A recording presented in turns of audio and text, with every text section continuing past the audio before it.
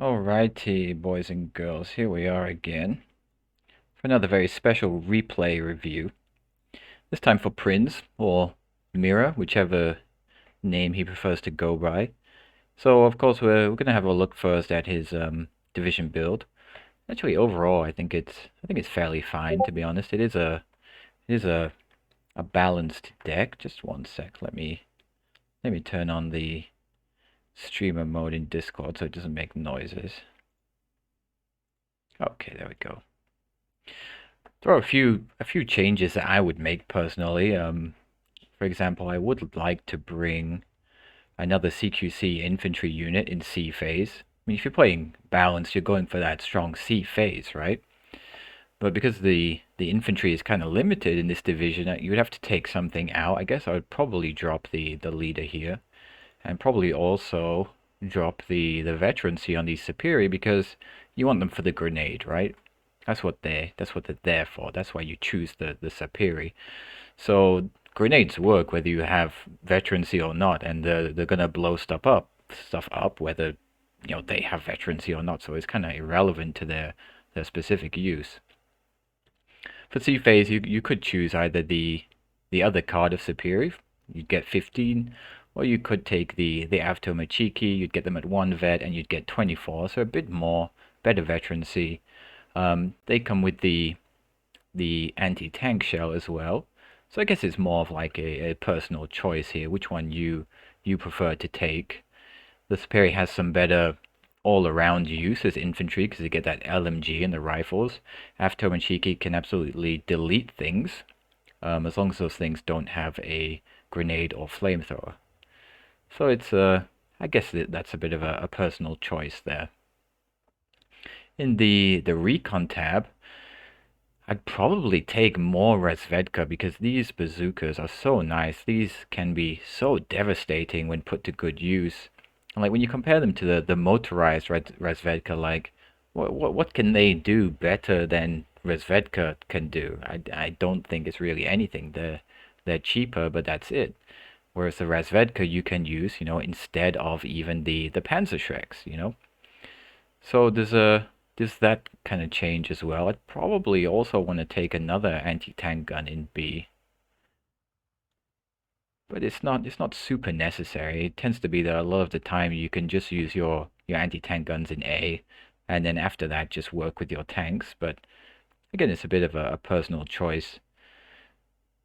Anti-air, fine. Artillery, okay, fine. There's a leader there, so I guess losing that leader wouldn't be such a giant loss. And then in the air tab, I don't see why you would need two cards of fighters in A, right? Maybe just take the Cobra or take the Yak 1B. Up to you which one you want to take, and then you could even take one of these PE2s in B. You get 4 of them in B. That's pretty good with the two 500 kg bombs. And the IL-2, in some ways, taking these IL-2 37s with the anti-tank guns on them tend to work better in A phase, I think, when your opponent tends to have less anti-air around. And actually, the replay we're watching is going to be a 4v4. And so, the bigger the game, like the more players are there, the more likely there is to be anti-air around, especially as the game goes on. So, like building your deck to match the game that you're playing, can work for you. But it's up to you, Sometimes you can get away with it. It really depends on your opponents, of course. Sometimes you can play team games and your opponents don't buy any anti-air at all, and so these things I'm saying seem like they're absolutely worthless. But otherwise, like overall, I think the build is reasonable. So let's leave this now. Let's go have a look at the replay. Where's the replay? Okay, where is this one? Right here. So it's a bit of a long replay, but I've got an hour to spare.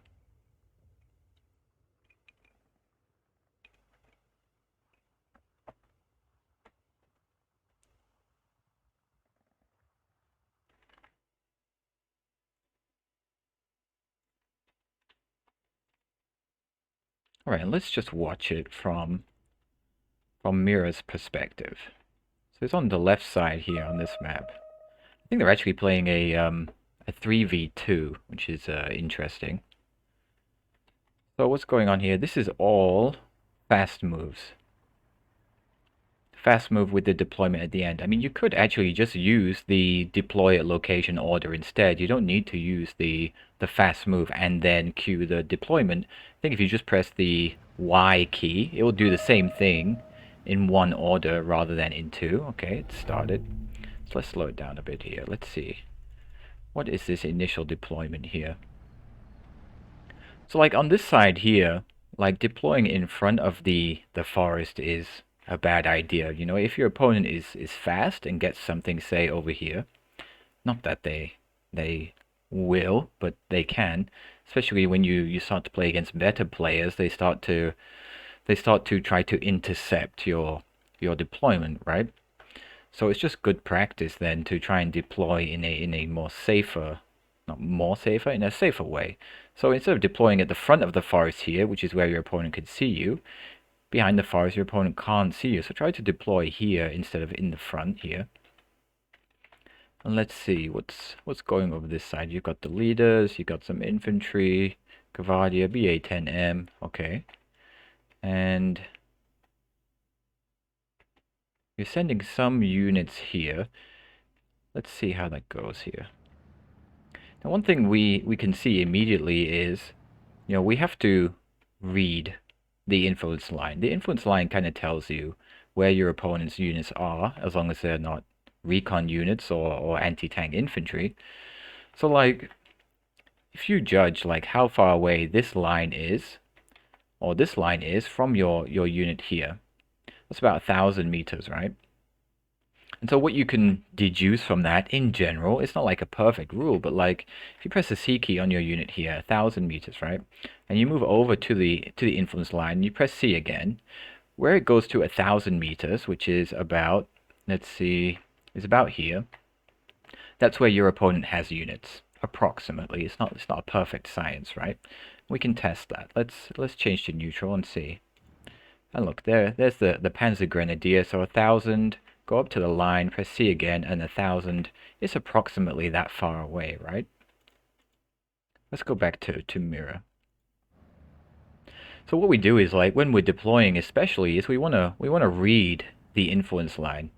What that means is we wanna watch and see, is it far away from our units or is it really close to our units? And if the influence line is far away from your units, generally, like the higher level play then is to stop your unit from deploying here, which would be a bit conservative, and then just reorder them to then deploy even further ahead. So instead of deploying in this forest here, you could instead reorder this leader, reorder these infantry units that are coming up here, and you get them to deploy in this forest instead. And from here then you have a location that you can start moving up from a bit more aggressively. And the same on this side, like this is a huge distance between your units and the front line. So this infantry unit here, if I was playing now, and I saw this line so far ahead of my unit, I would take all the units that are going to be deployed in this forest and I would just reorder them to go into the town and hop into some buildings instead. Because you could probably do that. And if we check the neutral view and see if that's correct, we see that your opponent does have a couple of Panzer Grenadiers, but you could probably get into these buildings at the edge here safely. But let's see, I could be wrong.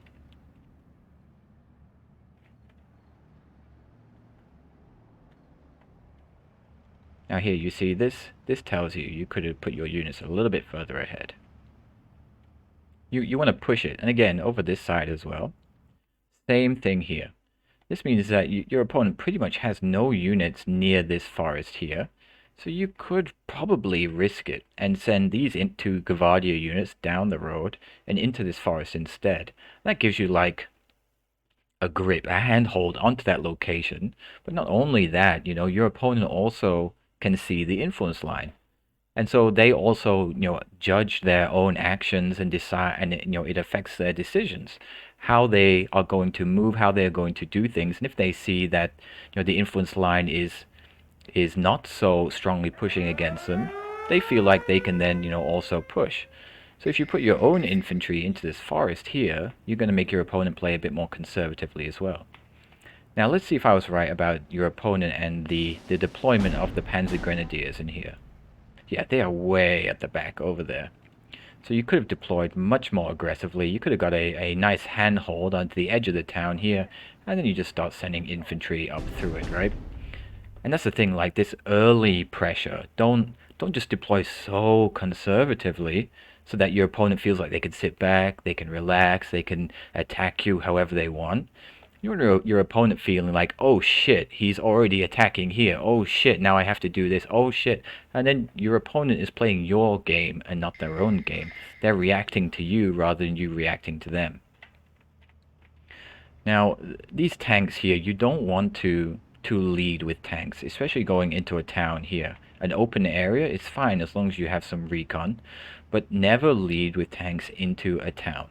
You want to screen with infantry. So if you want to send these tanks into the town, you're going to have infantry probably at least 200 or 300 meters ahead of them, just to make sure that there's no anti-tank infantry hiding in those buildings to kill them.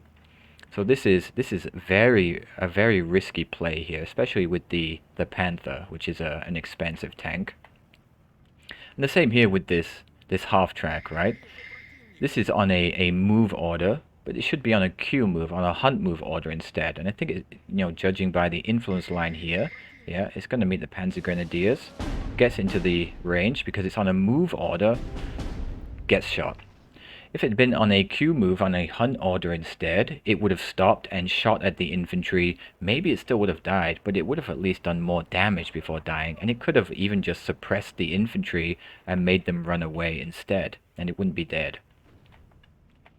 So let's see what's happening here.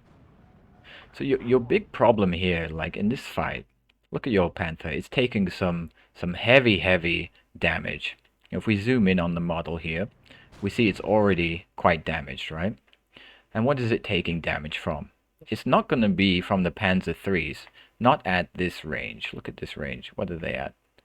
Okay. So from here, they are within 1500. Let's look at the Panzer III ammunition. So they've got this APCR, which is good, but it only works within 1,000 meters, and they're not within 1,000 meters. So they're using their standard AP shells. They're not going to penetrate the Panther, okay, with these 100mm shells, right? This gorilla is the thing that is absolutely murking your Panther at the moment, and if your Panther doesn't shoot it quickly, it's gonna die. Oof.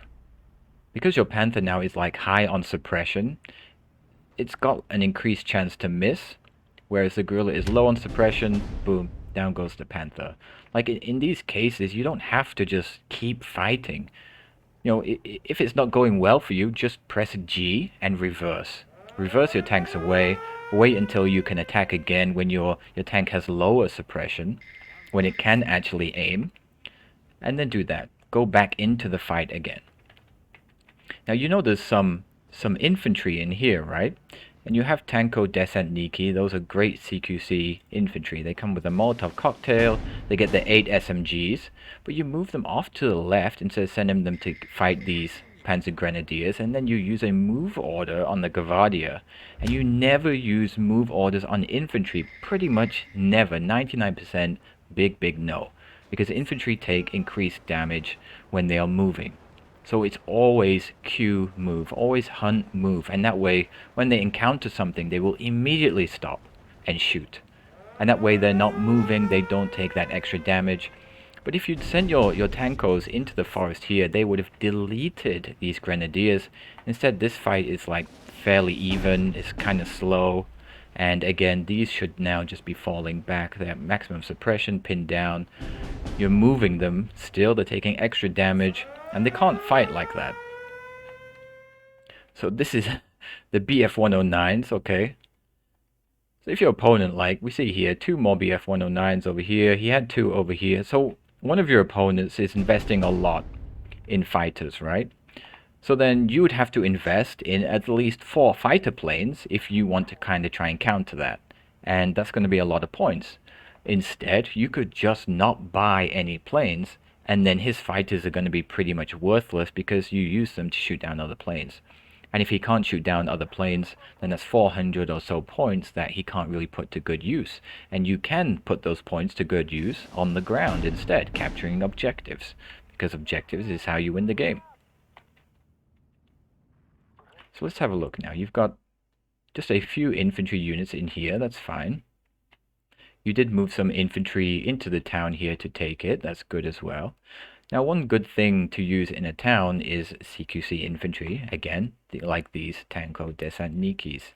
Because if you have a look using the C key when you go into the town, the distance between the buildings is incredibly short. It's about 50 meters. And that means that if you send a Gvardia unit, let's say, into this building, and there's a Tanko Desantniki in this building, your Gvardia is going to get wrecked by those CQC infantry. But if you're the one with CQC infantry, and your opponent is the one with the line infantry, that means the infantry with rifles, with LMGs, then it's you that's going to win that fight.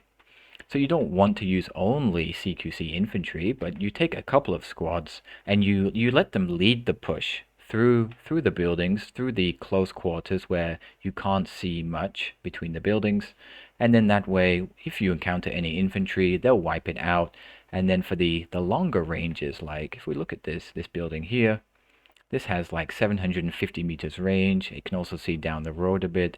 This is a good building for line infantry. This is a good building for an MG as well. How about this one? Not so much. This one is good if you can get to it. This one the same. Like these longer ranges, these are good buildings for line infantry. But like moving between these really short spaces here, this is the work for CQC infantry, right? So now you've got your one T-34 here trying to fight 3 tanks, which is a bad idea. Of course he's going to lose that fight, right? So don't take fights just because you can take them. Build up your forces, build up a nice supply of forces, like this Panther at the back. If you kept him a little bit further back on this hill, let's look at the ranges from this side. So from this forest here, let's go over. Can't quite get it there. So from this forest, like just on the top of the hill here, your Panther would have line of sight and would be in range of both of these Panzer IIIs, but would be out of range of the Guerrilla. So he would be able to kill both of these with impunity, because there's no chance either of them will be able to penetrate the Panther's armor, right? And the Guerrilla would not be in range. It would have to be brought up. If you keep your T-34s in the town here, and maybe behind some buildings or behind these buildings here, if the Guerrilla does come up into range, you can then just pop them out through the buildings and they'll be in range of the Guerrilla, and then you'll have fire superiority. So you use your range to your advantage here. Even the Panzer IIIs, if you look at the AP shell, it's only 1500 meters. Panther has 2000 meters on his AP shell. So you've got this range superiority, right? And to use these tanks the best, or in the best way, you want to utilize that advantage, which is their range. So you just sit them right at the back. You make sure you measure the distance with the C key, and you choose a nice spot where the Panther can shoot at its maximum range, and you just pick off these tanks, no problem. T-34s, BA-10Ms, they work well in close quarters, so you bring them into the town. Let the infantry screen for them, spread the infantry out, send some up here, some through there, and bring the tanks in behind. Definitely not at the front. So what's this here? This is a mortar firing over here.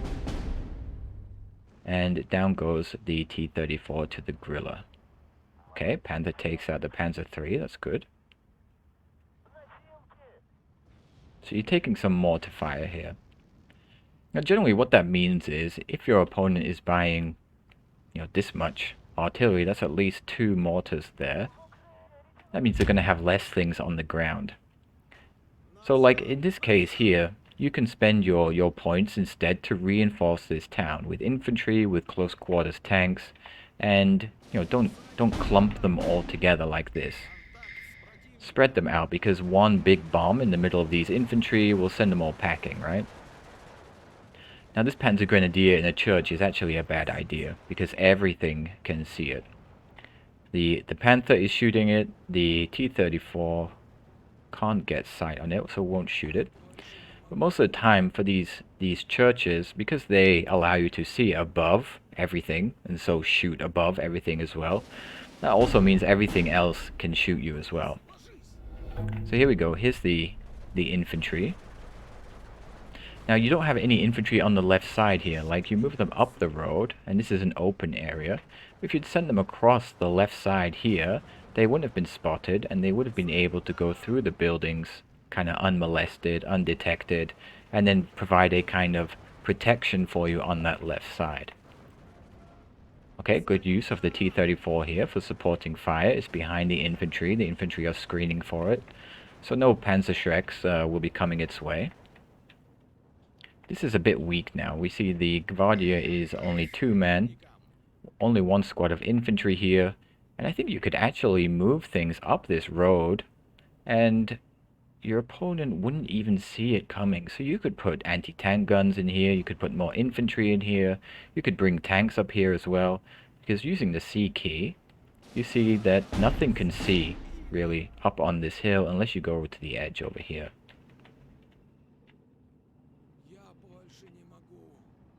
Now again, this influence line shows you that your opponent has nothing in the forests here, and I can prove it to you. Nothing. There's the neutral. So, using this, you can know then that you don't need to invest any points really in defending here. Or you could alternatively send some infantry across the river and into the forest. And, once you hold the forest with those infantry, that would probably be enough. There are no objectives here for you to take. You can't send much across the river. Those 4 BF-109s, yeah, okay, exactly. Like I said, like countering someone who spends that many points on planes means that you've got to spend either a whole lot of points on planes or a whole lot of points on AA, but really, those fighter planes can't do much unless it's against other planes. So then just don't buy any planes, and like those points will go to waste. So this is good use of the Panther here, utilizing its maximum range and picking off enemy tanks. Perfect. Now you could put a recon unit at the edge of the forest here, right at the edge, and that would allow you to see all of the units over here, spot them all for your Panther. The BA-10 doesn't really have a good angle for that, and also it's a vehicle, right? So it can't do that well. Now you're leading with your T-34 here. This is a really good way to lose your tank. Your Gvardier is down to 1 man. He's gonna die after somebody looks at him the wrong way. And tanks can't really see anything. Like if there's infantry hiding in any of these buildings here, this tank will not see them. And because you don't have any recon in this forest here, you can't see exactly what's going on here. You could have better vision here for your Panther to fire. Looks like it did dismount one of the troops. That's nice. So in comes some infantry transports, right? Here's your T-34. Goes in range of this Panzer Grenadier. That should be a very dead T-34 if there was a Panzerschreck nearby. This Opel Blitz might just do it though. Yep, and there goes the Panzerfaust. Boom. Bye-bye goes the T-34. And this is why we always screen with infantry. Your infantry are cheap. They're like 20 points each. Just spam them out into the town. Make sure there's always some ahead of your tanks to spot for those infantry. And keep your tanks and vehicles back so that they can just support your infantry. I mean, your infantry support your tanks and your tanks support your infantry. It's like a symbiotic relationship. Without the infantry, your tanks will die, and without the tanks, your infantry don't have any advantage over other infantry, unless it's like CQC infantry versus line infantry. And again here, 2 T-34s, no screening infantry, very easy for a Panzerschreck squad to jump into a building here unseen, and poof, go your tanks with no effect. So that's at least three mortars there. Now, if you just buy one artillery and you mark the spot with a marker here, like you can put flares down on the map, right? So when you see those muzzle flashes, just drop a marker down, and then you can either, I mean, I wouldn't buy a bomber due to all those fighters, right? But if you buy one artillery piece, you can just bomb that area there, and it could be fairly effective. So only one Tanko Desantniki cannot take on 3 Panzer Grenadiers, even though it is, more effective in close range. Looks like it will take one out. So you see how effective it is, even when it's 3v1. It still takes out one of the enemy units. And so this is like the rock, paper, scissors, right? So in the heavy forests like this, you want... This is going to die to the BF 109s, right? I'm predicting. Yep, here they come. And they also have a lot of anti-air. So there you go, your points were wasted with that plane. Like, you judge what your opponent has bought. So he spent a lot of points on planes. So you don't need to play into that game. Make your opponent play your game rather than you play theirs. Yeah, I tried intercepting the transports, overextended and paid for it. Yeah, I mean, we all do it. We've all done it. We all learn these hard lessons, No big deal. So your opponent brings out 4 Panther Gs. Okay. That's a lot of points to spend. But this is, like, if I stop now, this is like one of the reasons that we want to pressure the opponent. Because if you don't pressure your opponent, then they can just build up all of these points, and then they bring out like 4 Panthers, and that can be really hard to deal with, especially if you don't have air superiority, which you don't. So you now have your 1 Panther versus, well, what was 4 is now 3, but your Panther cannot win this fight. But if you're pressuring your opponent right from the very start of the game, if you're pushing into those areas that they don't take, and if you don't let them rest, then they're always trying to buy things to counter what you're doing. And if you're not, then they just buy whatever the hell they like, and then they attack you. And most of the time you don't want them to do that unless you're experienced and you know how to do a good defense. But otherwise, then pressuring your opponent, pushing that influence line, like we see here, no need to do anything here. Lots of infantry and close quarters tanks in the town. And again, you could do the same thing here. But some more recon actually would be really useful here. Like, you could put some on the edge of the forest here. That would give you some nice vision. Again, the edge of this forest would give you great vision, both all the way down this road and over this incoming road here, right? So one recon unit, like right on the edge, let's say here. And you can see pretty much everything that your opponent buys and brings into this side of the map. Those Panthers would be the bane of my existence, using their range to pop everything, even T-34-85s. Yep. Yeah, because T-34-85s can't take on Panthers. Not at maximum range, anyway. Like, they do have... Let's see. Oh, we can't click on it because it's falling back. Let's see. Let's wait for it to regain, and then we'll have a look at its ammunition. There goes your Panther. And you bring in this plane, it's gonna die to the BF-109s. So on this side here, like, what you can do here, look at this. You control this hill, right? And look at the way the Panthers are facing. They're facing to the left. Now, if you have tanks or an anti-tank gun on this hill here, you can move them forwards into this light forest, and right there, you take a side shot at the Panther. If you're using anti-tank guns and your opponent doesn't have recon to spot for them, your anti-tank guns can fire 2 or 3 times before they're even revealed, so the Panthers won't even turn to face them. So you're getting these free side shots, right? When you look at the Panther armor, like, its frontal armor is good, 130, but the side armor is 50. It's pretty bad, and even small anti-tank guns can penetrate it pretty reasonably. So just fighting things head on as well is not really going to work very well. And again, with the IL-2-37 here, its penetration is 60.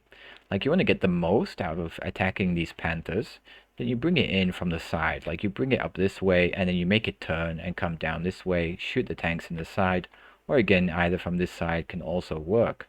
But from the front, it's unlikely it's gonna get a kill. And it's also then gonna run right into the anti-air that's behind here that we saw already. And probably those BF-109s are gonna come out and kill it as well anyway, right? Yep, there they are. Okay, you got one, that's nice. But now it dies. Ooh, it survived. Look at that. The resilience of the IL-2, once again, nope. I spoke too soon. Spoke too soon. Okay, good. Tanko Desan Niki. But you need more. You need much more than this. This one should be moving forward. This one should also be moving forward. Keep the Gavardia on the edge here. And then can at least spot some things. One Gavardia here, but is low strength. So you would need some more of that. And this little bulge here in the influence line, especially with your unit being so close, tells you your opponent has some units here. Now, these Gavardia are in a reasonable position at the edge of the forest here. This one not so much. Because light forest reduces range differently than heavy forest. Look, this one is down to 100 meters, but in here we can see fairly reasonably far. Okay, so Su-85s as well, they are not going to do the job on Panthers unless it's at close range. This is a bad idea. Yep, and there it goes. It didn't even see the infantry unit that killed it because it has such bad optics. That's why we don't lead with tanks. Never lead with tanks in forests or in towns. Always send the infantry first. Important lesson to learn. And we all learn it the hard way, don't worry. Everybody has done this when they started the game.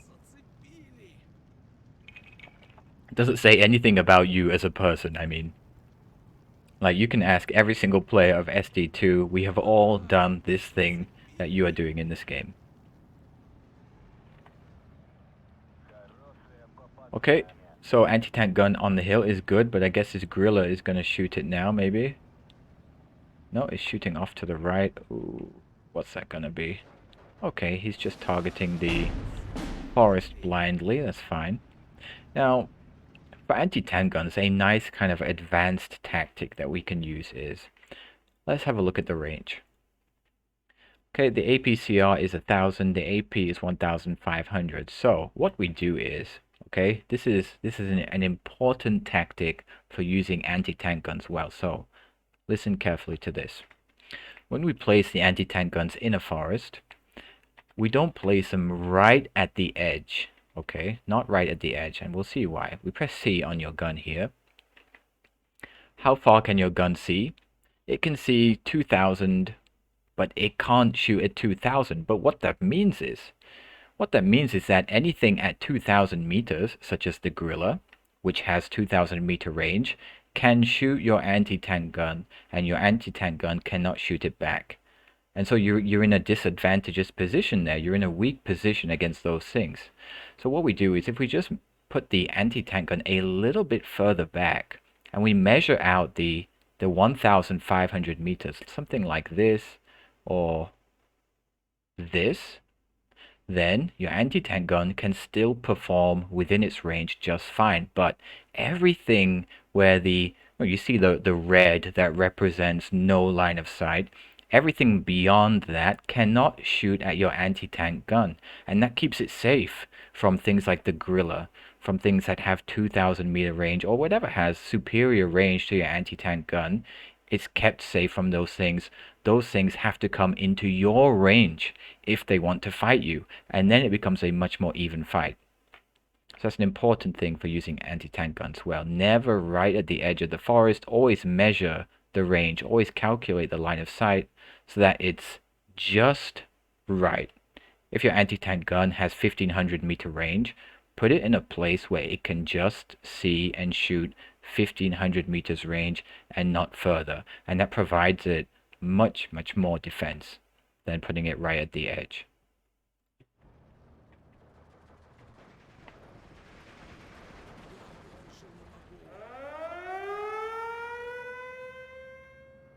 What is this? Wow, the spam, huh? The spam is real. Jeez. Oh my goodness. He's playing Korok. Is he playing Korok? Yep. Wow. Okay.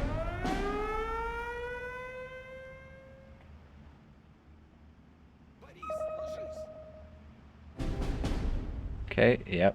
Down goes the SU-85. So in this case, right, if your things are coming down this road and they're getting killed, then don't bring things down this road. It means that obviously your opponent has both vision of this road and they also have the range to shoot the things coming down this road. So then change what you are doing. Instead of using this road, use this road instead. Bring your units out from this respawn point, but bring them down this road first. Sometimes that means that, when you click to bring out your units, you have to click to bring them here, and then as they come, you give them orders to come down this road again. It's a little bit more micro, but at least it's safe, right? They're not in chance, or there's no chance of them being popped off along this road as they try to come down it. So if you see that happening, change what you're doing. You can easily take these Gavardia and reroute them down this road here, and then come up this safer road here. Let's see. There's a Panzer IV there. What does its range extend to? It's 1750, right? Which is about here. But it looks like just here, the Panzer IV cannot see. What about the Panther G? Panther G has 2 kilometer range, but its line of sight just barely extends to a tiny portion of road here. But on the other hand, this road it can see plenty of and is in a good position to pop anything that comes down this road. Yeah, I just kept spawning units not paying attention to what road they took. Yeah, and this is something we have to do. Just look at your opponent's units, press C on them, and check what they can see, what they can shoot at, and then if it is a reinforcement road like this, don't use that road. Reroute your units.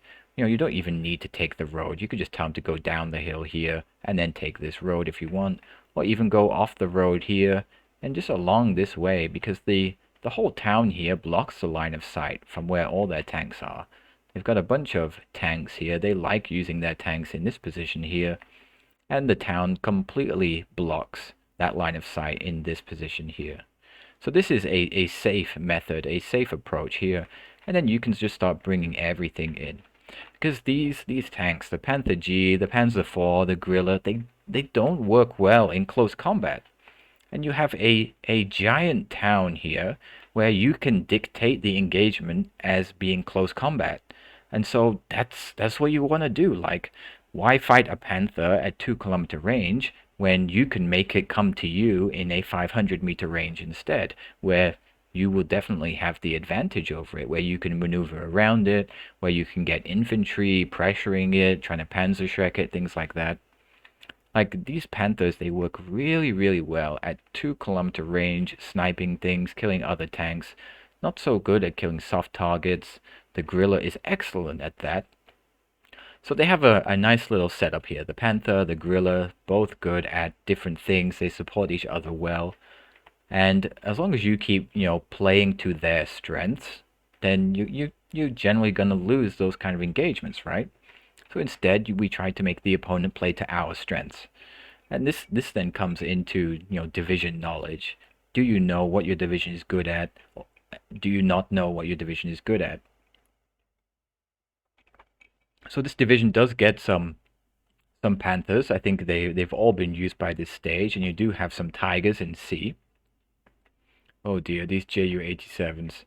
You do have some Tigers in C. We're almost there to C phase, but even then, to take out all of these tanks, you would need to invest a lot in Tigers. But we play the game really to take objectives, right? So when we look at what we have here, and we have it over here, and we think strategically, we think about the objectives and how to win the game. Now, just taking objectives is not the only way to win the game, but this is something that we have to consider. This is, how we make the opponent's points tick away. So the objectives we have, or the objectives that you had, So your opponent has attacked on this side. I'll focus on that in a little bit. We have this one on the bridge here, and we have this one at the edge of the town here, right?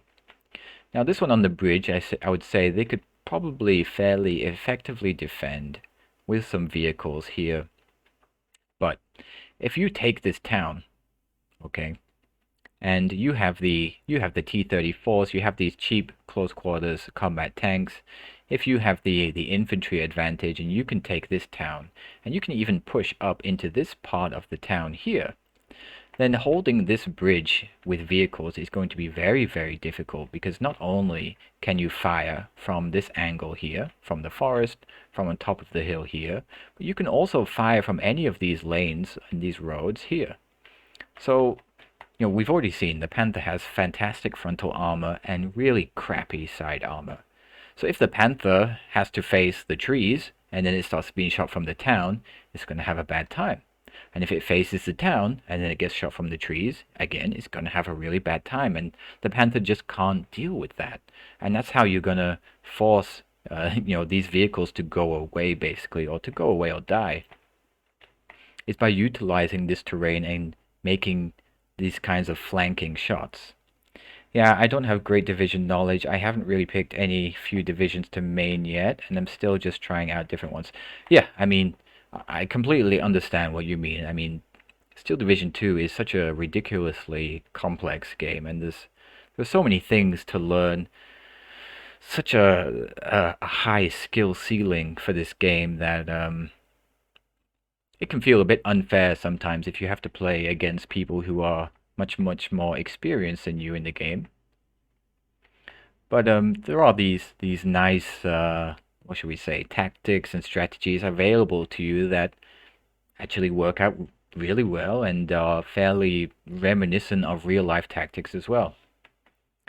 So for this division, in this case, in this matchup at least, and this map, what you have here, I would say that the advantage you could gain would be by taking this town here, and then your opponent has to react to you, has to react to being shot from two different sides. You also have the hill here and the nice light forest that you can put anti-tank guns in here, like this. This would be a great position to shoot these enemy tanks. Look at that. That line of sight is beautiful. And if you keep your anti-tank guns on hold fire until you're ready, then as soon as they open fire from one direction, and the tanks turn to face it, you can tell your other anti-tank gun to then also open fire on their flanks. And then you're going to get those penetrating hits on the sides, and bye-bye go the tanks. So your opponent is bringing lots of air again, and I don't see any anti-air from you. Some anti-air on this hill would have been a good buy, I think. And over on the right side here, now there's no defense here. And I don't know why that is, but these forests as well would have been a nice place for an MG or even just a tank kept in reserve. Like, I find often that playing the deep battle tactic strategy actually works out fairly well. Because at least then, even if your opponent does a really big push like this, I mean, this is not like exactly a super strong push, he's just spamming cheap infantry, but at least if you have something in reserve, then when your opponent makes this play, you have something to make a counter play with, and not everything is just at the very front of the battle line. Because if everything is just at the very front, then if your opponent pushes through, makes a break somewhere, then you get these giant ballooning bubbles where they take the objectives from you. Let's see how you deal with this. Your ally does have some tanks on the hill here, so they might be able to assist with that. Let's see.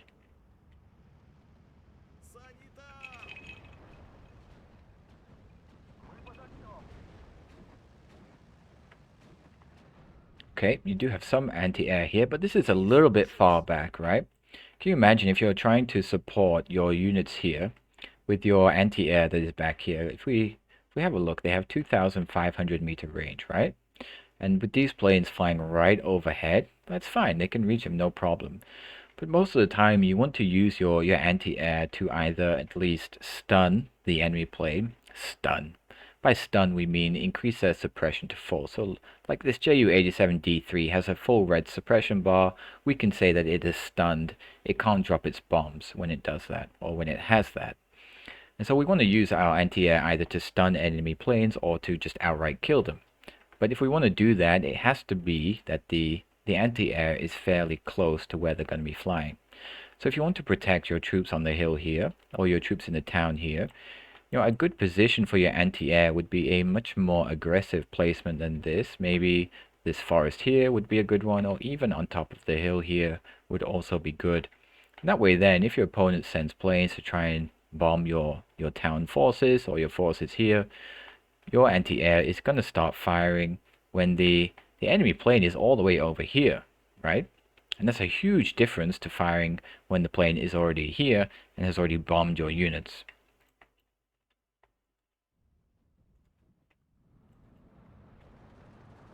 This is Shupo spam. Okay.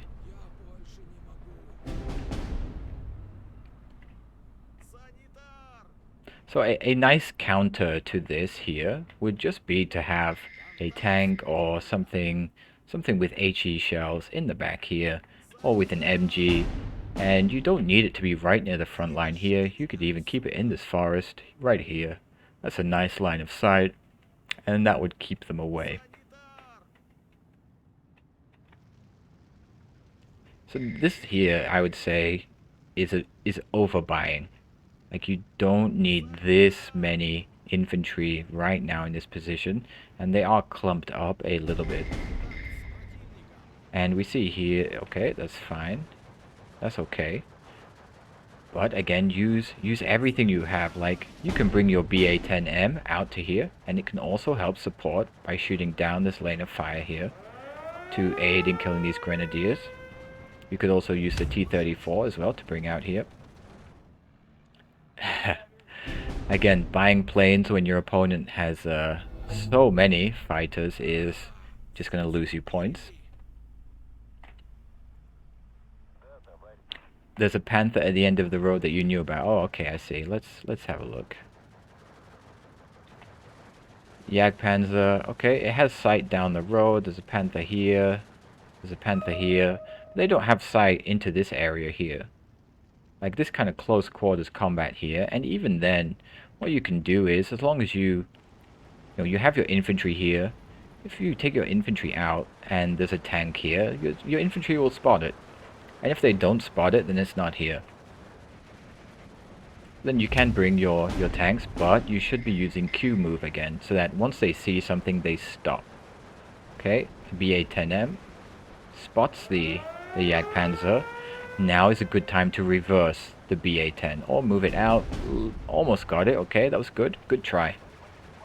That was the right thing to do. You spot something that your tank can't take on, just reverse it back, and once you get the kind of reflexes for it, you'll get much better at that.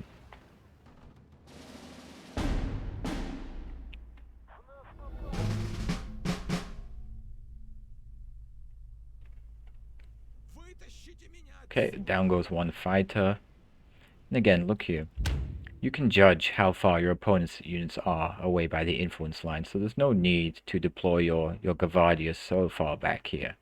And once you get the hotkeys and the micro aspect of it, you can just send them up the road with the fast move, and once you see the influence line get to a certain point, you hit that U key and they unload, and then they're going to be within a few hundred meters of your units, and it won't take them so long to retake this objective. Yeah, you don't have to push down the road, of course. If your opponent has a Jagdpanzer there like they do, don't do it. But you do have T-34-85s, and 2 of them versus the Jagdpanzer would win at this range. So like at 2-kilometer range, they won't win. But like this Panther here, for example. Like your T-34-85s, let's have a look. The ammunition they get, the APCR, is 180 millimeters of penetration, good accuracy, 1500 meter range. So at this close range here, you could even send them like down down this part here into the forest and then pop out to fight the panther. Now because there's no recon in the forest here, you can't see what's here.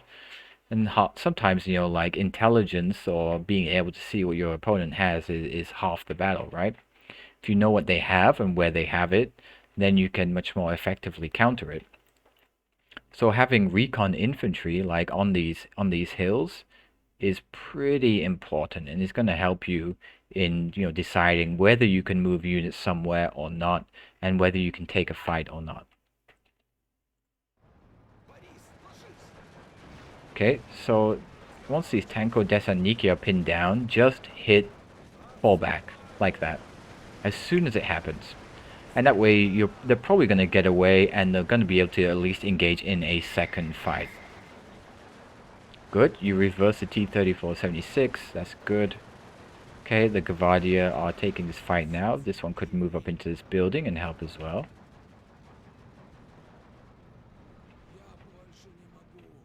And you haven't reinforced this hill really at all. And if you lose it, that's actually going to be really bad for you, because if your opponent utilizes this hill, they can really cut off your access to the town and also your access up this road here as well. So this hill is actually like a really important strategic location on this map.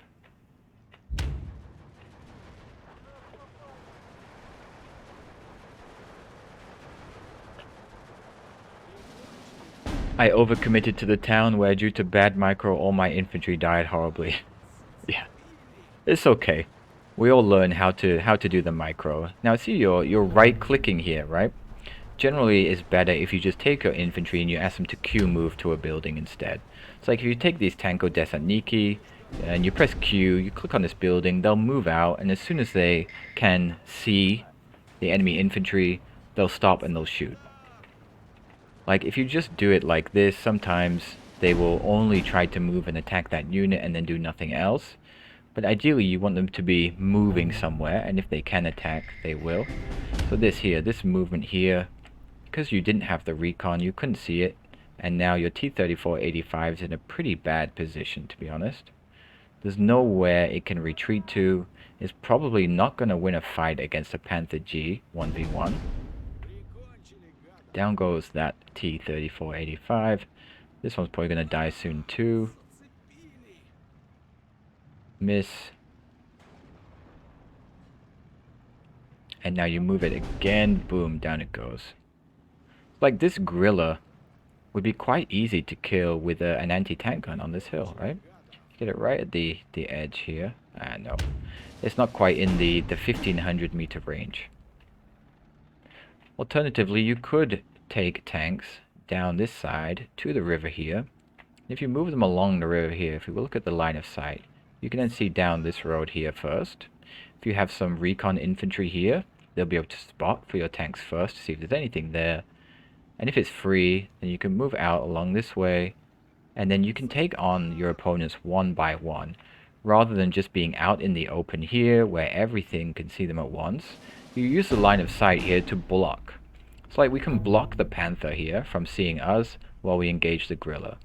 Once the gorilla is dead, we can move up so that we can kill the Panther as well.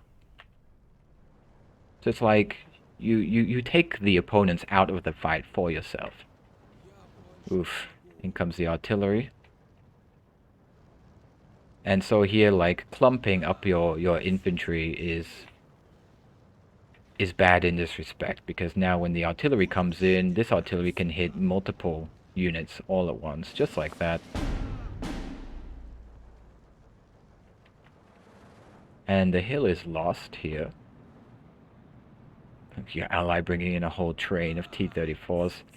I lost 3 T-34-85s, one after the other, to that gorilla and Panther. I never realized how deadly that gorilla was. I never thought it would be deadly to tanks. I just assumed that Panther kept killing my tanks and getting incredibly lucky with accuracy rolls. Yeah, well, 150 millimeters of HE damage is pretty damn painful. But, you know, there are so many units in this game. When you're a new player, you know, We all gotta learn the hard way, right? And usually the hard way is dying to something. But at least then, you remember it. When you die so much to a gorilla, you remember the gorilla, right?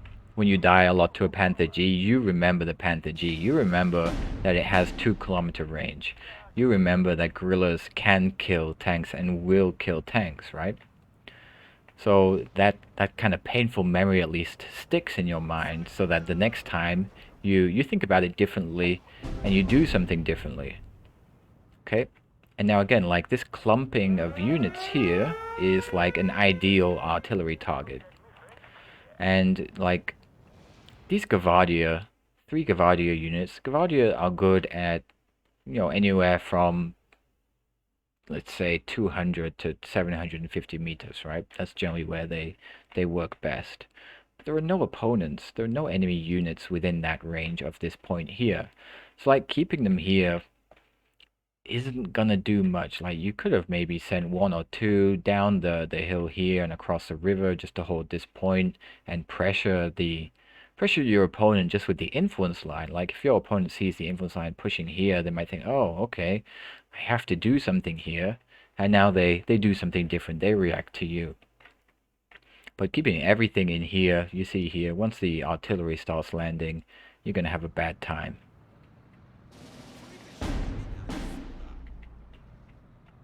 So I'd say one of the main things missing here is recon infantry. Like you would be able to see so much, and then you can dictate the battles for yourself rather than letting your opponent dictate them. And these hills, especially, are fantastic points for recon infantry.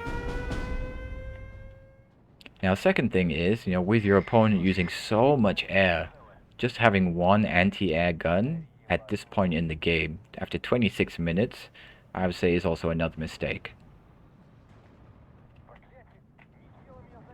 If your opponent shows that they really like using their air, then just throw at least 2 or 3 anti-air guns down, and then when they send their air and their air starts falling out of the sky, they're gonna think twice about doing that again. But so far your opponent has like sent out BF-109s and Ju-87s kind of with impunity, bombing you quite a lot because you don't have anything to stop them from doing that.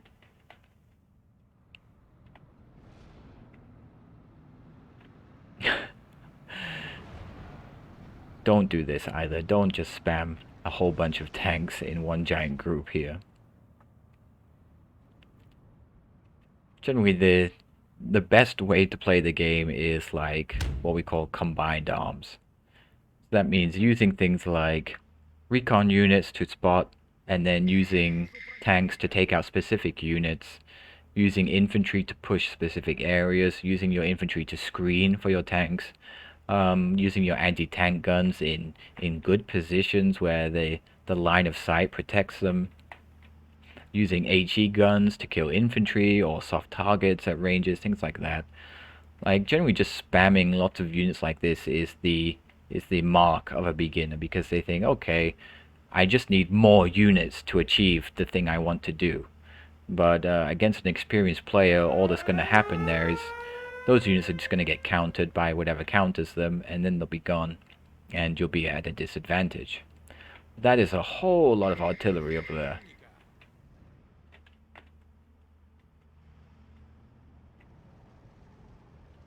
Tank blob, that is. Hello, QQ Taser. Nice to see you here.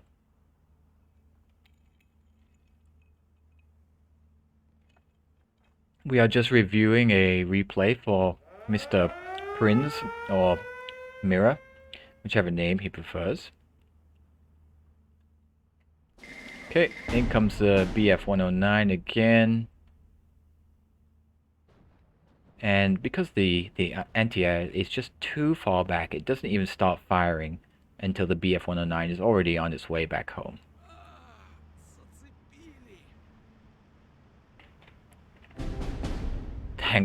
Tanks grouped together like this are really gonna suffer if any artillery or bombs land on them.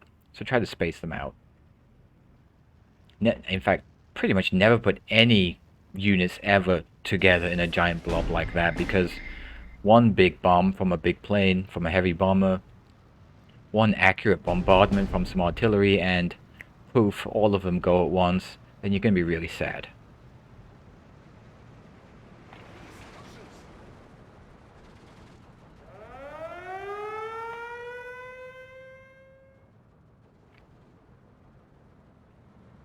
Okay, it's a lot of infantry. And again, these planes are coming in with impunity.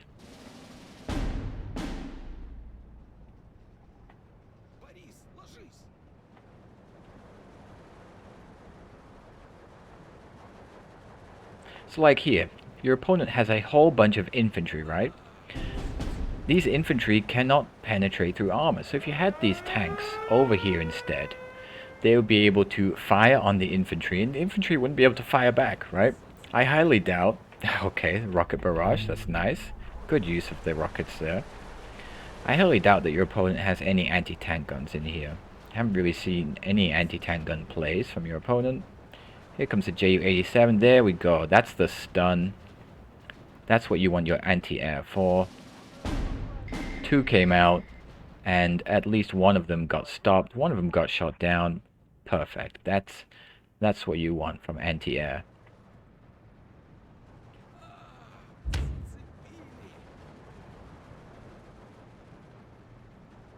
So again here with the right clicking onto an enemy unit, just use Q move instead. Maybe send 2 Gavadia units up into this forest, some into this forest. Don't use right click. Don't use this blue move order. Always use the Q move. Because if they get caught out by some enemy infantry or something while they're moving, they take so much more damage while moving that you just really do not ever want that to happen.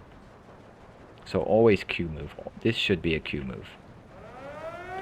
Okay, your opponent is bringing these tanks into very close range here, and this should not be a move order. This should be a Q move. Again, your tank will stop when it can fire. It will face your opponent faster. You got lucky with the crit there. That should be a Q move as well.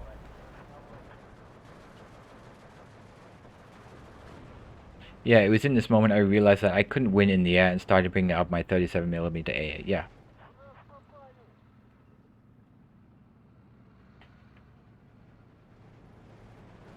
So your opponent really misplayed there by bringing his tanks onto the hill and into the close quarters engagement against the T-34-85. So there's no way they were going to win that.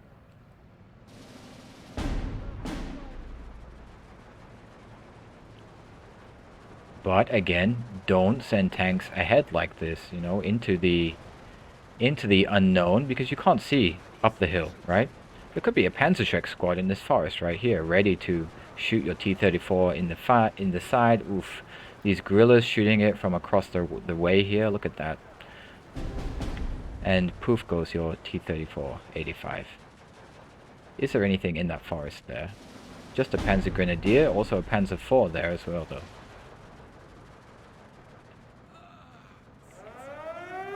So like, in this case, like, I'm guessing like that these are maybe your friends that you're playing against, right?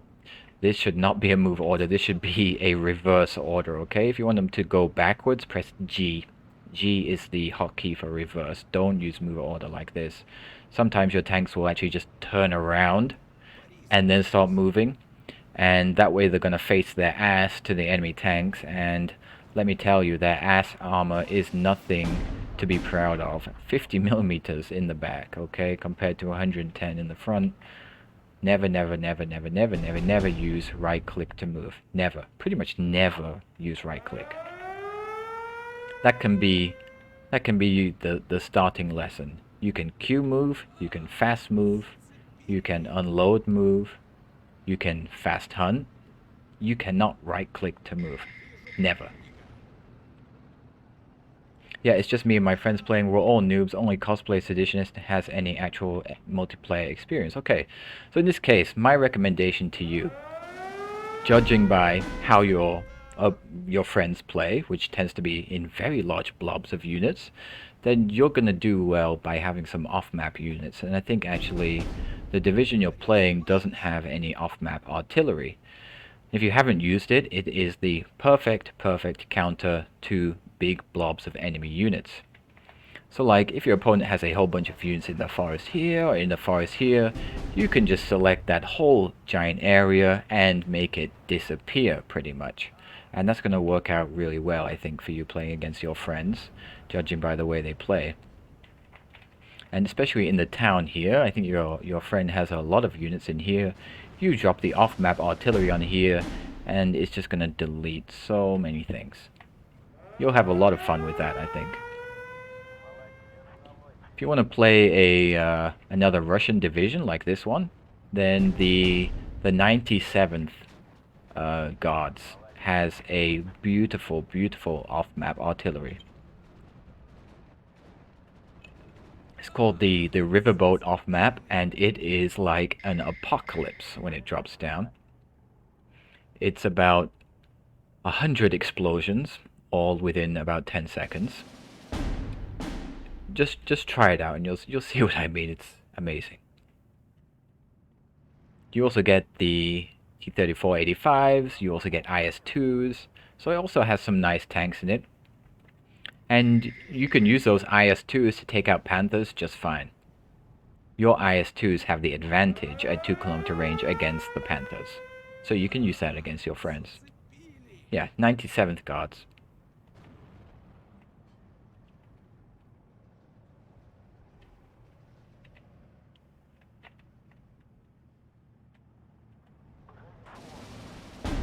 Again, this T-34-85 leading here, bad move.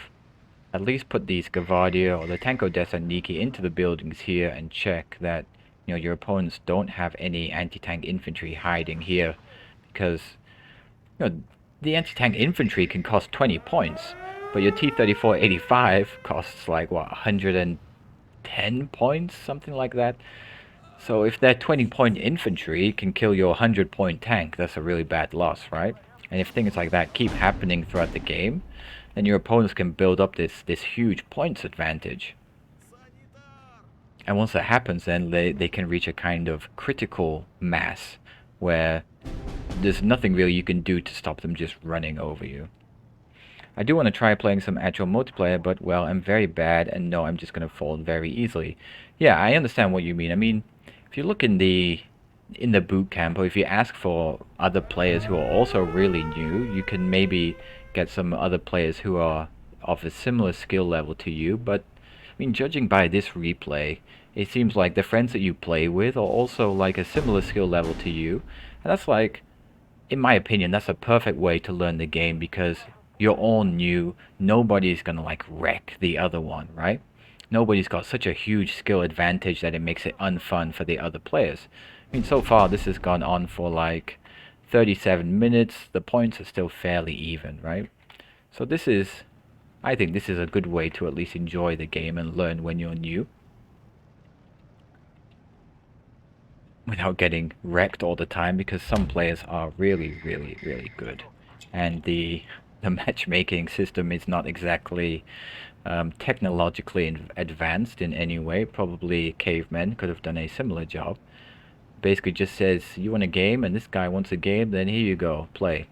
Oh, you only have 10 hours experience? No problem, here, fight Gonzo, fight Nilla. Fight the best pro players in the top leagues. That sounds like a fair and fun matchup.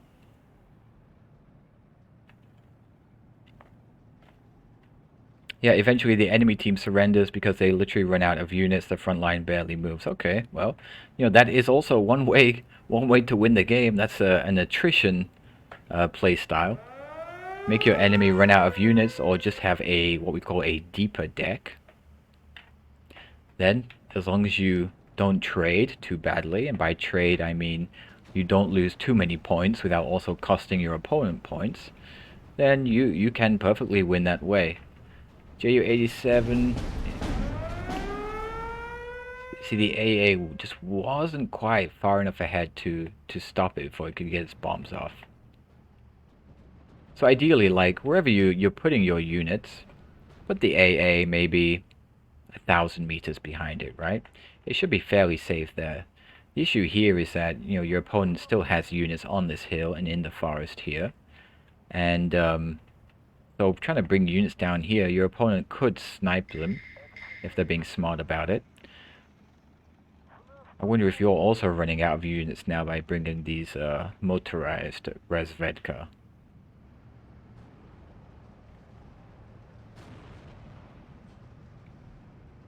Okay, T-34s versus Jagdpanzers. That's a fairly reasonable matchup. Yep, you are also running out of units, yeah.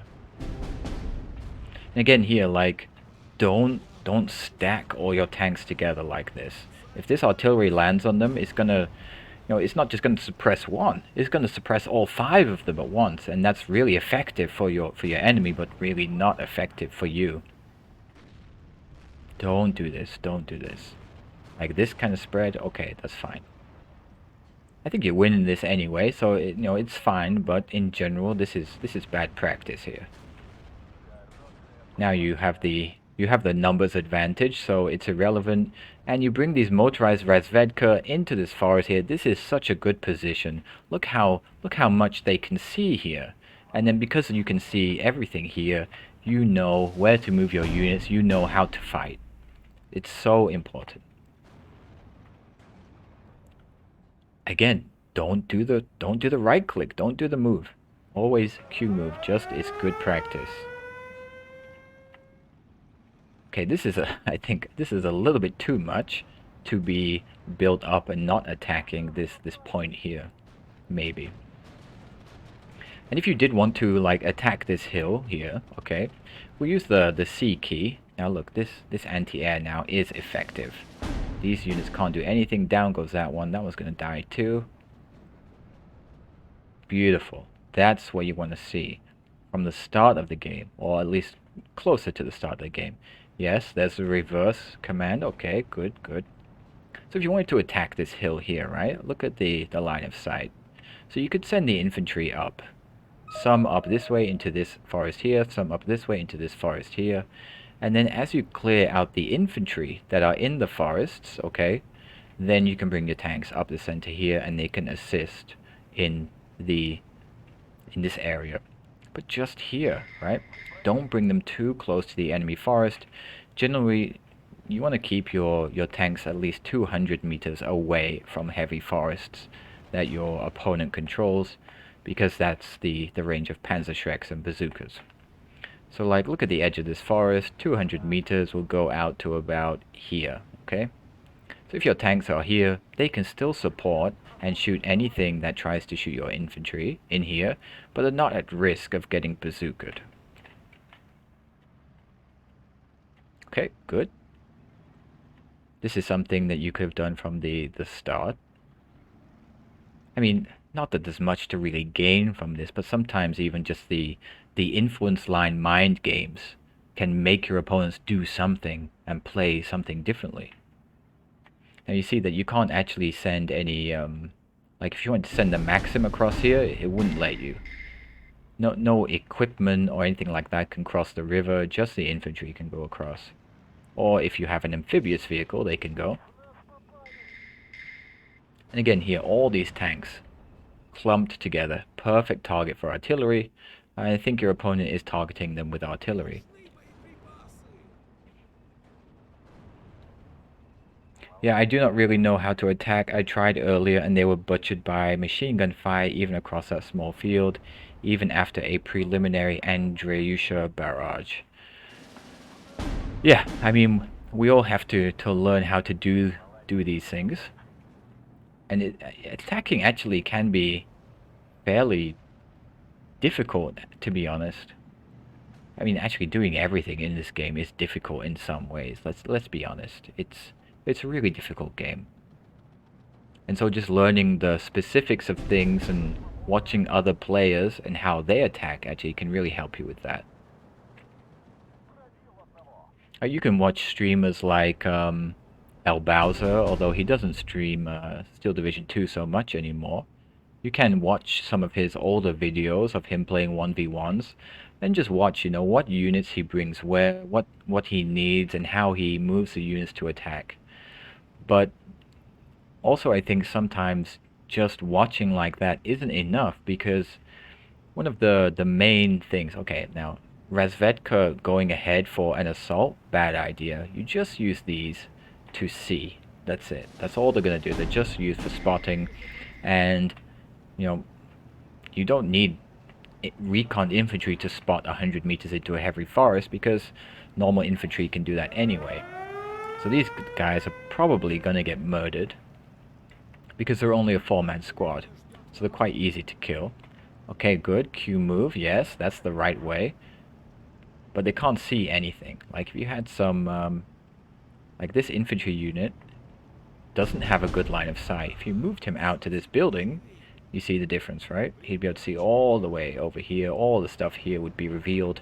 And that allows you then, that gives you that recon information you need to be able to decide, okay, do I move units here or not? What units do I need to bring here?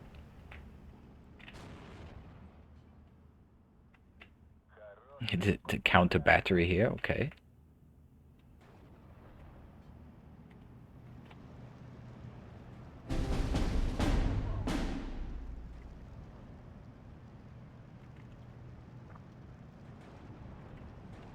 Yeah, and again, like with this, like one of the things like I think is an important lesson to learn is that just because your opponent has units somewhere doesn't mean you have to attack them, right?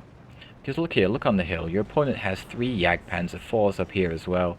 And so this is quite a strong position for them, but let's see how this goes. Oof. So you got the Panther. How about this Panther? Good, down it goes. You have the advantage there. Don't use the move order. Don't bring your tanks this close to a heavy forest. Bad idea. This should not be move orders. This should be Q moves. If your infantry encounters other infantry while moving, they're just going to get deleted. And again, same thing here. Like in this case, okay, right? If we pause the game. What does your opponent have over here? He has modded 3s over here.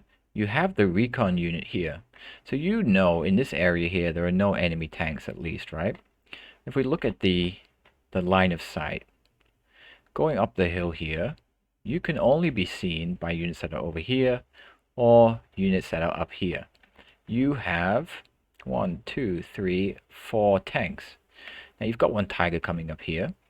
What you could do here is you could instead take these 2 T-34-85s, bring them around to the left. Keep your 1 Tiger here, keep your 1 Tiger here, and then you do the 3-pronged assault, right? You bring 1 Tiger from the right, 1 Tiger up the middle, 2 T-34s up the left, although clear this forest first with your infantry. And then these Jagdpanzer IVs, being only casemate, you know, they don't have a turret. So they have to turn their whole tank to be able to shoot at something, right? So as soon as this Tiger comes up here, they all turn to shoot it. Your 1 Tiger comes up here, can shoot them in the side. Your T-34-85s come up here and can shoot them in the rear. And because we use the C key to check, can my tanks be shot by something else if I send them up here? You see, actually in this case, unless there are some tanks on this road here, which is, I don't know, it's possible, but I'd say also unlikely, you could get a nice flanking attack here. And that's using like the tank type against them because they have no turret. So they have to turn the whole tank. And you have this space available to you to utilize this kind of pinning maneuver.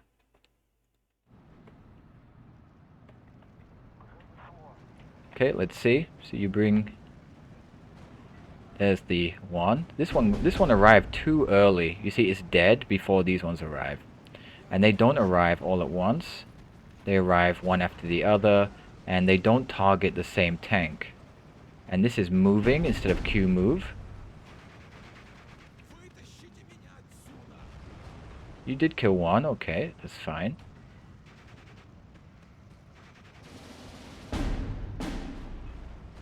Oof, yep.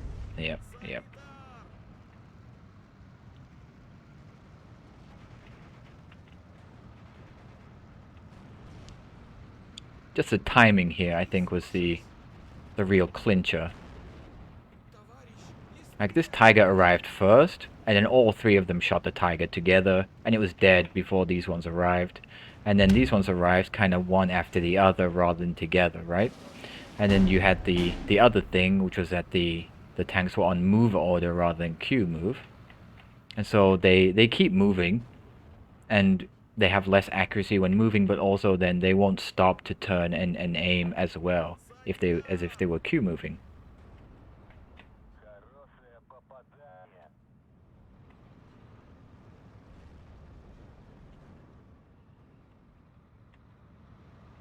You could also have utilized this hill. You see here?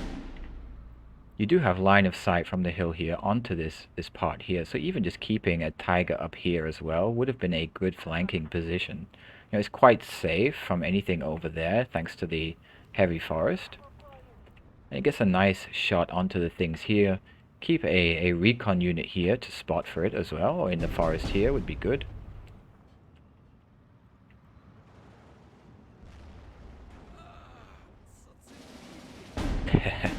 Nice, Yugovardia taking out the transports there. Oof, oof, there's 2. Can it get 3?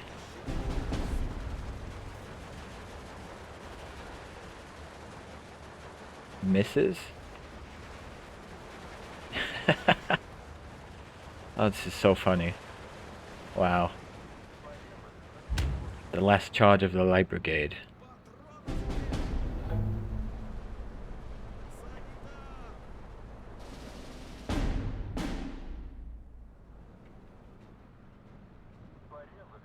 Fortunately, these anti-air pieces do function fairly well as anti-infantry in a pinch. So, fortunately, they ran a bunch of infantry into those.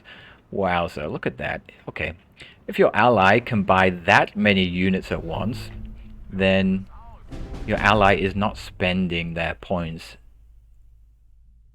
enough. Ideally, when you get your points, you spend them most of the time, unless you're saving up for something. If you're just banking, like how many infantry units is that? 1, 2, 3, 4, 5, 10, 15, 17 Strelki. Strelki are what, 20 points? So that's about 300 and let's say 350 points, right?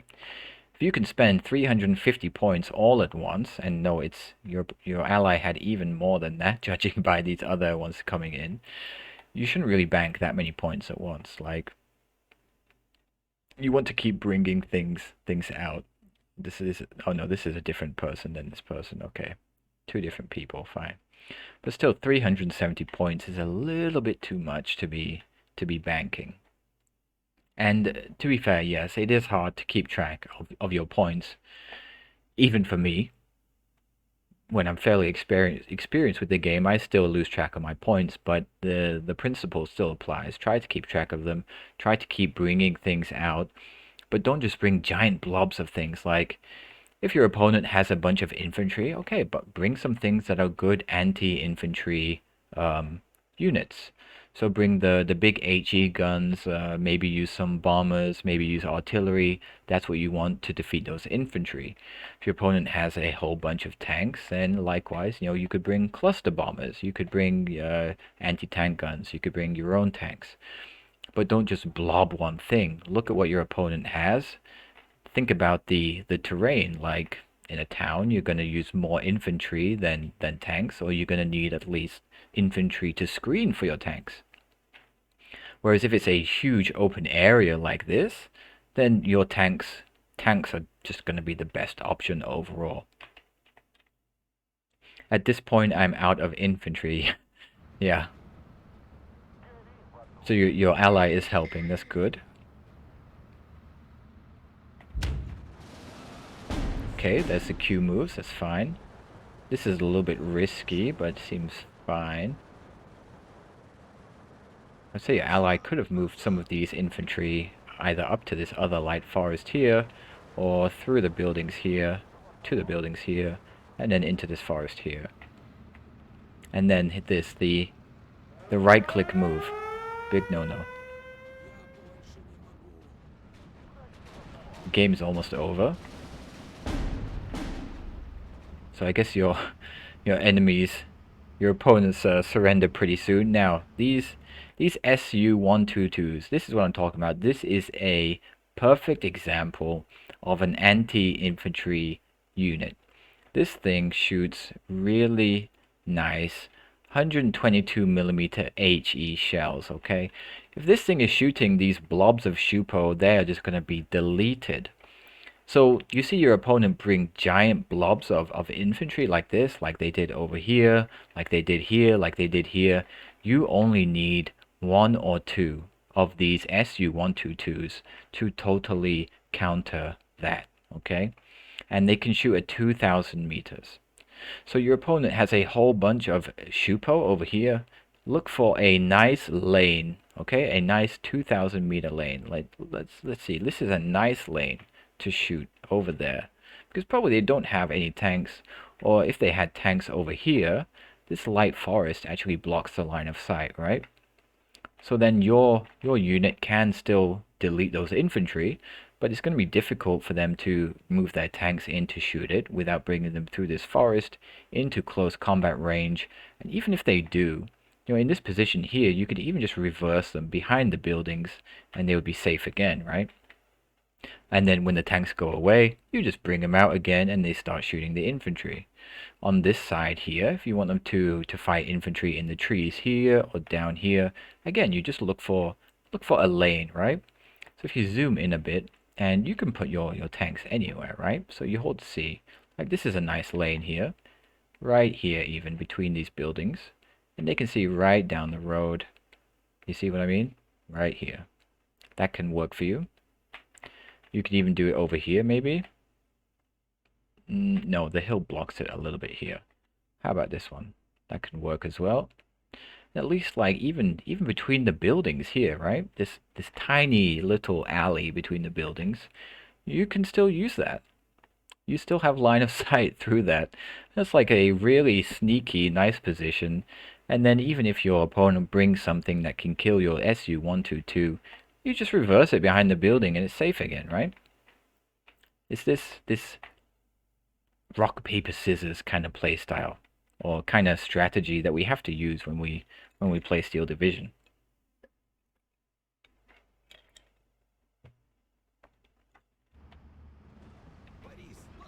So I think you could have used these much earlier. And they also have this heat shell, which is actually pretty damn good.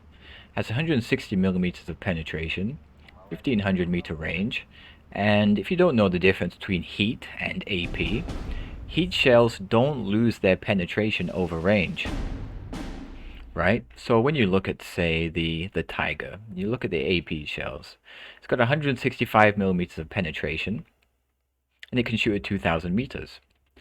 The Su-122 has 160 millimeters of penetration and I think 1500 meter range. Now actually 160 millimeters of heat is 160 millimeters at any range, but AP shells like the Tiger has, they actually lose their penetration value as they travel. So the further away the target is, the less the penetration is. So if the Tiger is, say, shooting at a target 2,000 meters away, its penetration is not going to be 165. It's going to be more like 130, 125, something like that. It's reduced quite a bit. Yeah, I know how deadly the heat shell is. I've even used the 122 millimeter RTPs as an AT gun a few times to great effect. Yeah, I mean, to be honest, I pretty much only use that 122 millimeter artillery piece as an AT gun. I never use it for artillery, just because those heat shells are so nice. And generally, if I want to use artillery, I bring radio artillery for that increased accuracy. And I like to play Rapana, and so if I want to kill anything at 1500 meters, the only way I'm gonna do it is with those 122 artillery guns with their heat shells. So yeah, these are really nice anti-infantry guns, like, because they have that nice 2,000 meter range.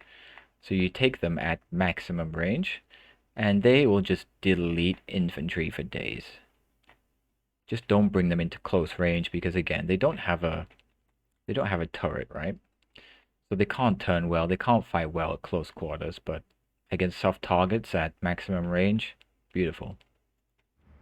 Oh, you lied, you said you had no infantry left, look. You do.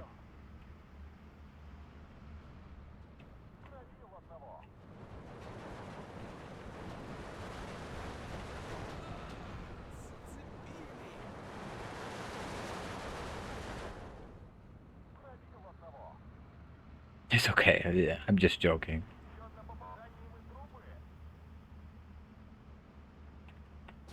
Wow, that's a lot of spam. So let's say like for the next time you play, instead of like just spamming out one unit type, try to bring a selection of different things that can work together. So bring some CQC infantry into the tight spaces, follow that with your line infantry, follow that with your tanks or your support vehicles, and then, you know, just move them together like that so that the CQC infantry do the CQC, the line infantry can do the slightly longer combat and can spot things for your tanks, then your tanks and vehicles can support them, you know, at the right angle. Make sure you use the C key to do that. Just try to spend your points regularly rather than letting them build up, and pressure your opponent like right at the start of the game.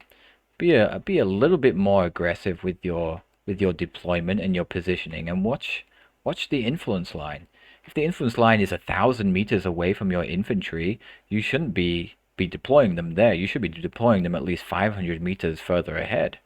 And that way then your opponent is going to be feeling, you know, a bit more pressure about what they have to do rather than thinking, oh, it's okay, it's pretty even, I'll just put some stuff here. Instead, they'll be thinking, oh shit, he's already pushing here, now I have to go and do this, and now I can't do this other thing that I wanted to do. So this kind of like psychological warfare works well, I think. Yep, there's the surrender. This is an off-map, there you go.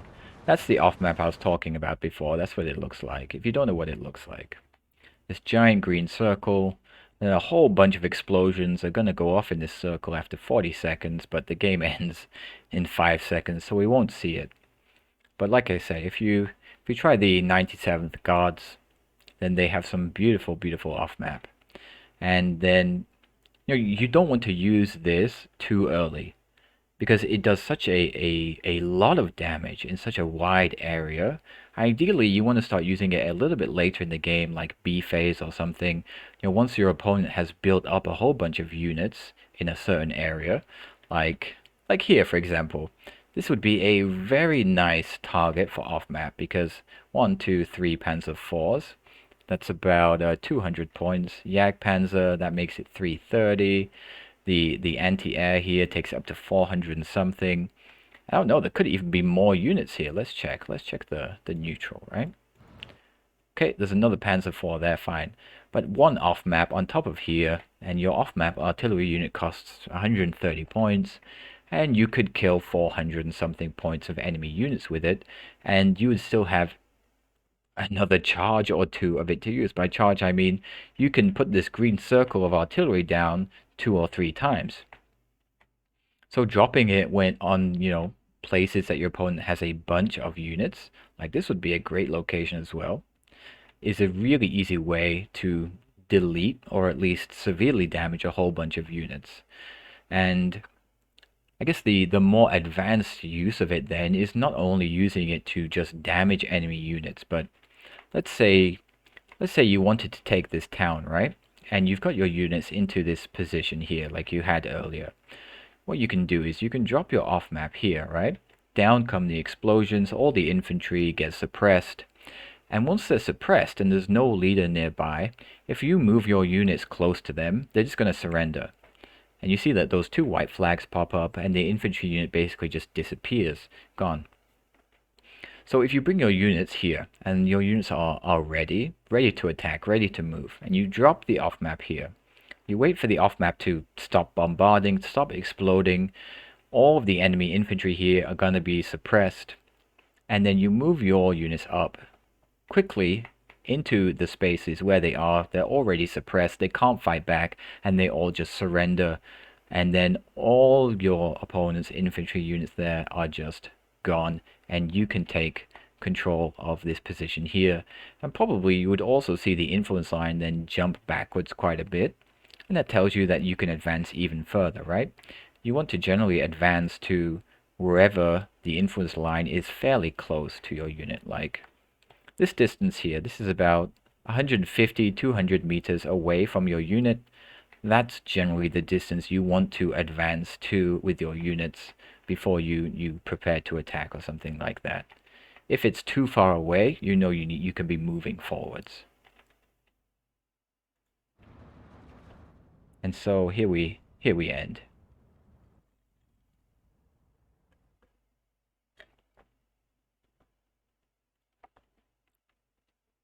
Okay, so actually your points are fairly even.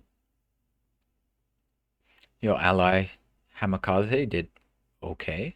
1,000 points bonus in advance, 200 points, and a lot of losses here for cosplay seditionist. And fairly even for outlook curve. Okay, let's see. So your Panther actually did pretty well. Killed 3 Panzer IVs, a Panther G, and a Panzer III-L. That definitely paid itself off. Generally, you know, we want to measure our units by how much impact they have on the battle, and just one way of doing that, not the only way, but one way of doing that is just checking how many kills it got. So this Panther was put to great use. This Tanko Desantniki squad also put to great use. 3 Panzer Grenadier kills. The Andreyusha, I mean, this is a fairly expensive rocket truck. But on the other hand, you know, rockets are not only just for killing things, it's also for pinning them down so that you can then move in and get the surrender as well. Just like with the off-map. Cavadia, they did well. Zen Artillery, 3 plane kills, that's good. This T-34-85, 2 guerrillas, a Panzer IV, a Jagdpanzer IV. Okay, that's fantastic kill list. Panther G, okay, and anti-air, that's a good kill list as well, even if it's just 2 units. Those two cost much more than the T-34-85. This one as well, that's a good kill list. Just a Panzer Grenadier, this one, no. Guerrilla and Panther G, okay, that's a great Su-85. Let's see, Flammenpanzer, Jagdpanzer. Okay, this is good. Jesus. Okay, yeah, this is the great example of what I said. The Su-122 is so good at killing soft targets. And well, it's self-explanatory, isn't it? Okay, Marder 3 doesn't pay itself off here, I think. Panther G and Jagdpanzer, absolutely. Good T6 Tiger. T-34-85 with the 4 infantry kills and the IG-18. Okay, I'd say that's about equal. This one is about equal. Oh no, I think the Jagdpanzer actually is a bit cheaper than the Tiger. This one, absolutely not, just a Shupo kill. And this one with the anti-air and the Panzer Grenadier. Okay, let's have a look at the losses. This Guerrilla with the Panther and the 2 T-34s, good Guerrilla. BF-109 with the 2 Cobras, that's good. Good for the BF-109, I mean. Panzer Grenadier. And this is the one that killed the T-34-76 in the beginning. Okay, Panther G, Panther, good. Panther G. Yep, that's a good Panther G. Again here with a, yeah.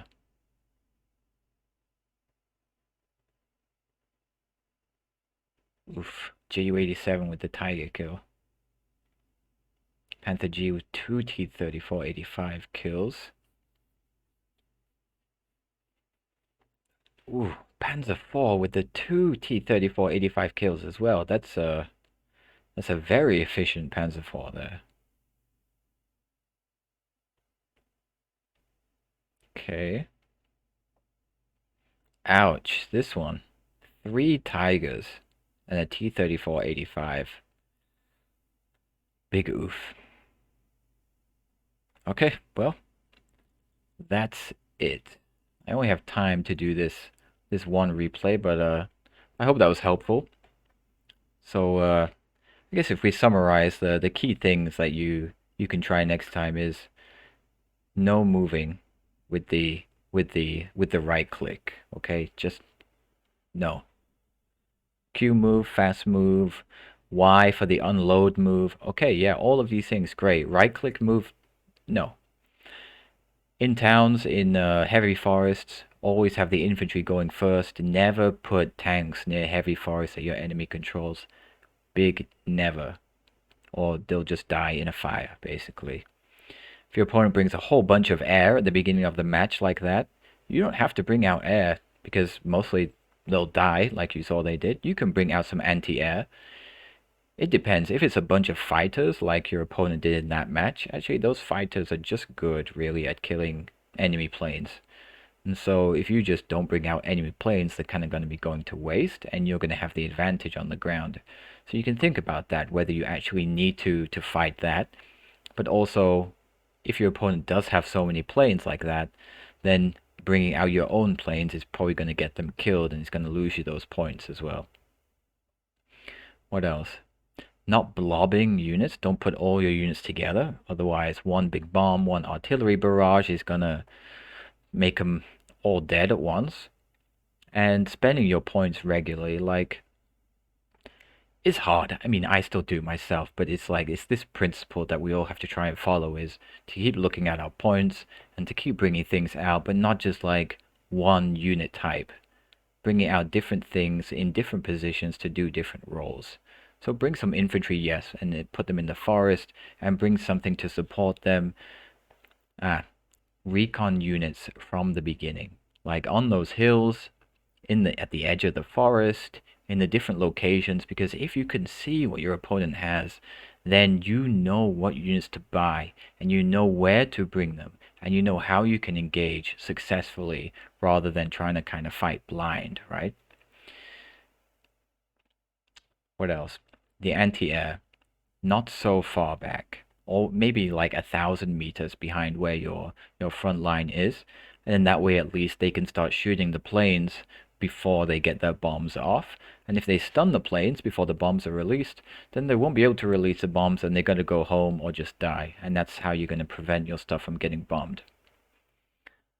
So other than that, I think that's enough lessons for one for one replay review. Hopefully you do better in your next match with your friends, and I hope you enjoy it more. But I think I'm gonna stop here. So good job on your match there. It wasn't so bad, and we all make these mistakes when we're learning, right? So no need to feel bad about it. We've all done it. We all still do it even. But that's it from me. So hope you enjoy the game next time, and maybe see you again.